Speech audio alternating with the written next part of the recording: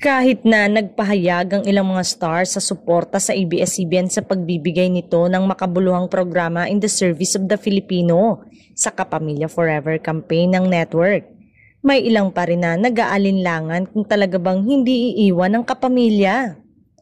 Nag-aalala kasi ang ilan sa muling paglipat ng istasyon ng TV Mentor at tatay-tatayan na si Johnny Manahan na dating Star Magic Head at sa kasalukuyang konsultant ng GMA Artist Center na balitang lilipat ng TV5.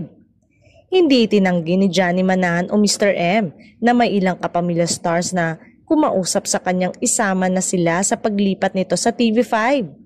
Meron naman na pangiting pakli ni Mr. M nang itanong ito.